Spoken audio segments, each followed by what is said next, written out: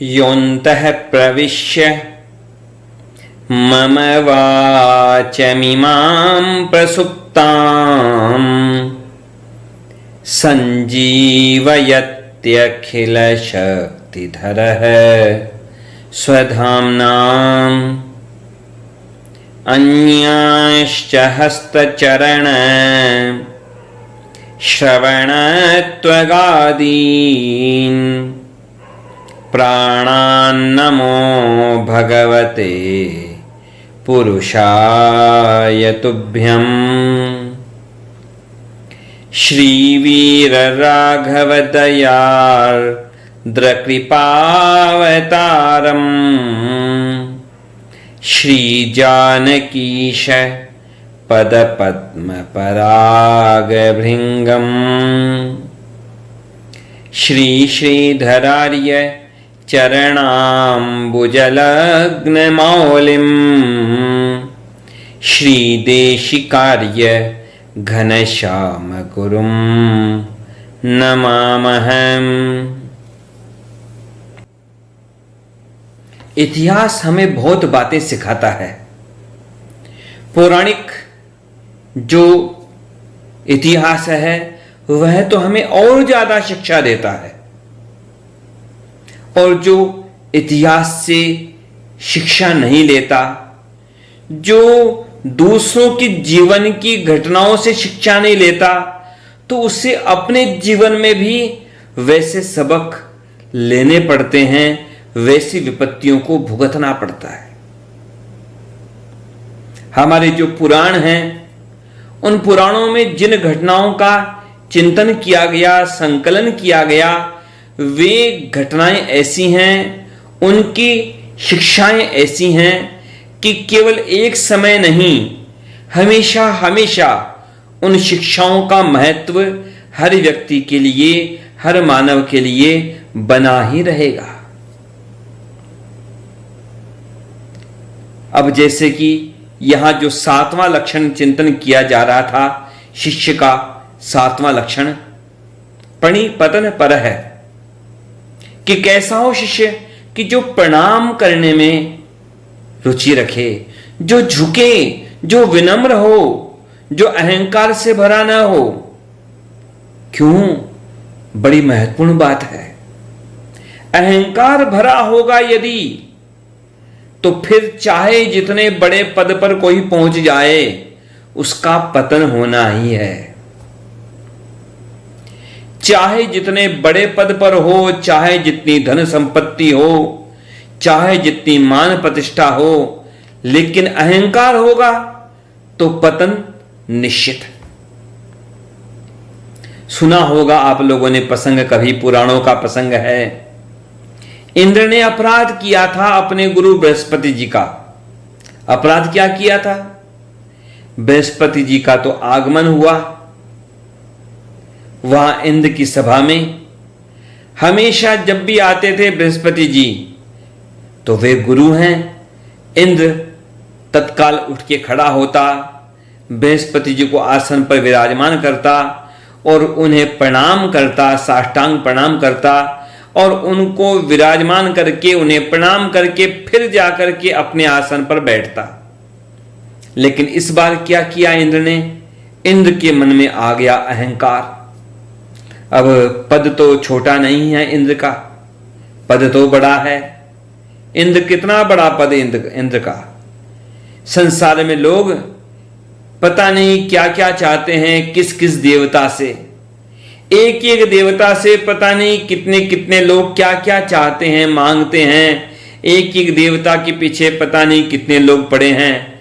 और इंद्र सारे देवताओं का भी राजा है, सारे देवता इंद्र के अधीन हैं।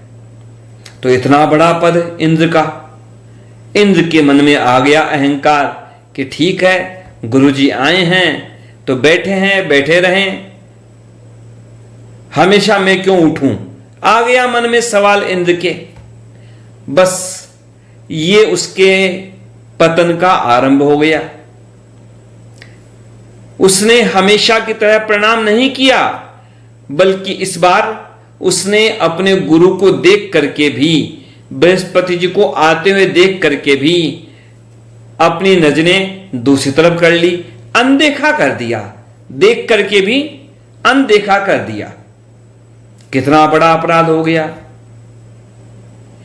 बृहस्पति जी को आवश्यकता नहीं थी कि कोई उन्हें प्रणाम करे, लेकिन इंद्र का कर्तव्य था। गुरु को अपेक्षा नहीं रहती है कि कोई उसे प्रणाम करे, यह तो शिष्य का कर्तव्य होता है कि शिष्य गुरु को प्रणाम करे, अपनी कृतज्ञता प्रकट करे कि गुरु ने उसे भगवान की कृपा के योग्य बनाने का प्रयास किया, गुरु ने उसके जीवन के दोषों को दूर करने का प्रयास किया, गुरु ने उसको आध्यात्मिक ज्ञान दिया। इसके प्रति शिष्य को कृतज्ञ होना चाहिए। लेकिन हुआ क्या, इंद्र के मन में अहंकार आया और बृहस्पति जी समझ गए कि यह तो बड़ा अहंकारी हो गया है। अब अहंकारी हो गया है, बस उन्होंने मन से विचार कर लिया कि आज तो केवल इतना सा अपराध हुआ कि प्रणाम नहीं किया, लेकिन यह अपराध तो उसका बढ़ता जाएगा, क्योंकि मन में तो अहंकार भरा है। यदि इसने गलती की होती, अनजान में गलती की होती, और यदि ये प्रायश्चित कर लेता अपनी गलती का, यदि ये कह देता कि मुझसे गलती हो गई, क्षमा मांग लेता, तो कोई समस्या नहीं थी। लेकिन यह तो इसने जानबूझ के किया है। ध्यान रखें इस बात को आप। कभी कभी अपराध हो जाते हैं ऐसे जो अनजाने में हो जाते हैं, भूल से हो जाते हैं, लापरवाही से हो जाते हैं। लेकिन कई बार अपराध होते हैं सोच विचार करके, अहंकार में भर करके, दूसरे को कुछ न मान करके, अपने आप को सब कुछ मान करके, जानबूझ करके, योजना बना करके अपराध होते हैं। और वे अपराध भगवान कभी क्षमा नहीं करते, और वे पाप और वे अपराध, उनसे कोई मुक्ति नहीं दिला सकता, उसका कोई प्रायश्चित नहीं होता। इधर इंद्र का जो अपराध था, सोचा विचारा अपराध था, तो उधर बृहस्पति जी तो चले गए। और आगे क्या हालत हुई, आगे की घटना लंबी है। आगे दैत्यों ने आक्रमण किया, इंद्र को पराजित होना पड़ा, उसका स्वर्ग का राज्य चला गया। सोचिए, जब अहंकार से भरने पर इंद्र का पद भी चला जाए, तो संसार के छोटे मोटे पदों की बात क्या है, संसार की छोटी बड़ी उन्नति की बात क्या है। संसार में सब अस्थिर है, ब्रह्मा जी का पद भी अस्थिर है, तो औरों की बात क्या है। और विडंबना क्या हुई, उसी इंद्र ने आगे और अपराध कुछ किए ऐसे कि वह इंद्र के पद से भी चला गया। पहले तो स्वर्ग के राज्य से चला गया, फिर इंद्र के पद से भी चला गया। इधर स्थिति ऐसी भी बनी आगे कि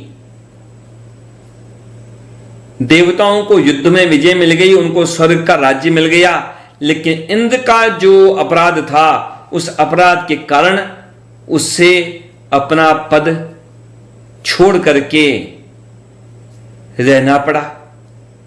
और उस समय क्या हुआ, एक राजा थे, राजा नहुष।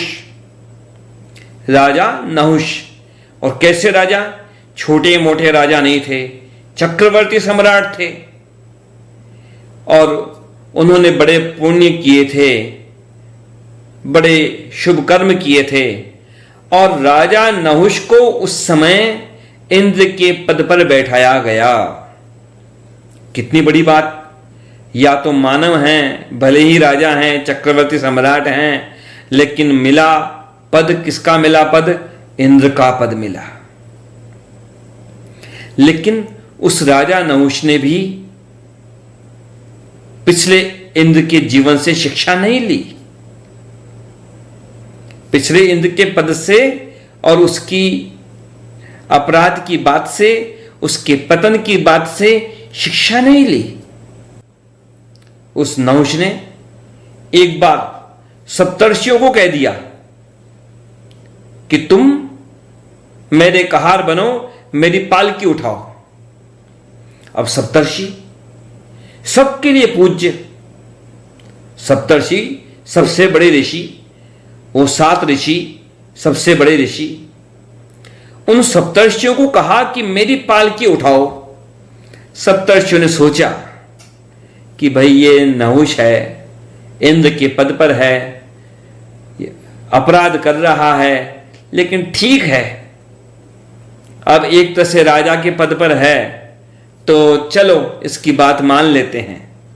उन ऋषियों ने अपना दिल बड़ा किया, उन्होंने उस नहुष की पालकी उठाई, नहुष को पालकी में बैठाया और वे बड़े बड़े महान ऋषि वे खुद उसकी पालकी को अपने कंधों पर लेकर के चल रहे हैं। बड़ा भारी अपराध। उन ऋषियों को सामान्य कहार मान लिया और खुद को उनका पतन करके, उनको नीचा दिखा करके, उन सप्तर्षियों को नीचा बना करके, उनके प्रति अपराध करके और खुद ऊंची जगह पर बैठ करके वह चला। उन सप्तर्षियों को अपनी इच्छा से अपना कहार बना करके चला वह नहुष, लेकिन अभी भी उसका अपराध खत्म नहीं हुआ। क्या किया? उनको डांटने लगा, अरे तेज चलो तेज चलो। तो संस्कृत में जो शब्द है सांप के लिए शब्द आता है सर्प। तो सर्प को सर्प क्यों कहते हैं? क्योंकि वह सरक सरक के चलता है, वह सरकता हुआ चलता है। तो यह जो नाम है सांप का, मूल नाम है सर्प। सर्प ही आगे अपभ्रंश होकर के बन गया सांप। तो यहां पर स्थिति क्या हुई? संस्कृत में उनको डांट रहा था, अरे तेज चलो, तो उनको कहा सर्प सर्प, इस तरह से उनको डांट करके कहा, अरे तेज चलो तेज चलो।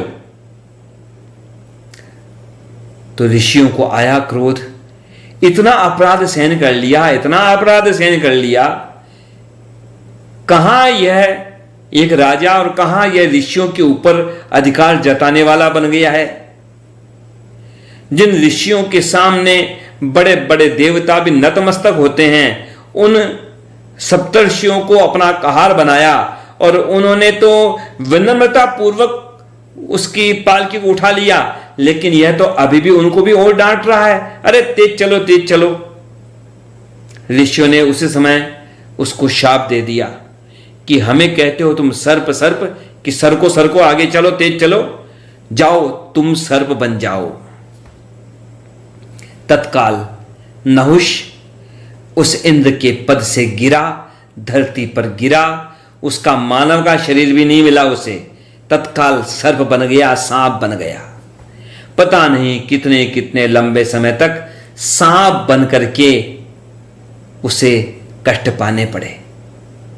और एक दृष्टि से देखो तो सांप है ना, बड़ा विषैला होता है। सांप के 2 जीभ होती हैं, 2 जीभ, 2 जीभ वाला भी सांप के जैसा ही माना जाता है। जो कभी कुछ कहे कभी कुछ कहे, वह भी सांप जैसा होता है। और तीसरी बात और भी है कि सांप कैसे चलता है? पेट के बल रेंग रेंग के चलता है। कहां पढ़ा था किसी पुस्तक में, उसमें किसी ने सांप को सबसे दयनीय प्राणी माना। कि कैसे, क्यों दयनीय प्राणी है सांप? कि देखो सांप को पेट के बल पर रेंगना पड़ता है, पेट के बल पर रेंग रेंग करके चलना पड़ता है। तो क्या हालत हुई उस नहुष की? इंद्र के पद पर बैठा था, सप्तर्षियों को अपना कहार बनाया, अपराध किया, उनका और अपमान किया।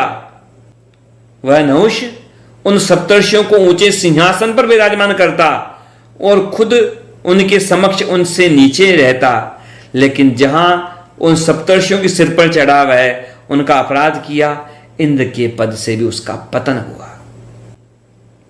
अकड़ता रहा और अकड़ने वालों का तो पतन ही होता है। भगवान के श्री चरणों में प्रार्थना है कि भगवान कृपा करें हम सब पर, संसार में सब पर, कि हमारे जीवन में अहंकार न आए, अकड़ न आए, सबके जीवन की स्थिति ऐसी रहे कि हम सब विनम्र रहें, अपने से बड़ों का सम्मान करना सीखें, बल्कि बड़ों का क्या, बराबर वालों का भी, अपने से कम क्षमता वालों का भी सबका सम्मान करना सीखें। कई बार लोग अपने से बड़ों के सामने तो बड़े, यानी अपने से जो ज्यादा धनवान हैं, बड़े पद पर हैं, उनके सामने तो फिर भी लोग कई बार विनम्र बन जाते हैं, लेकिन अपने से जो छोटे हैं उनके सिर पर चढ़े रहते हैं। वास्तव में सच्ची विनम्रता यह है कि चाहे हमसे कोई बड़ा हो, चाहे कोई हमसे छोटा हो, लेकिन हम सबके साथ विनम्र रहें। यही सूत्र है सबके जीवन के कल्याण का। जय श्री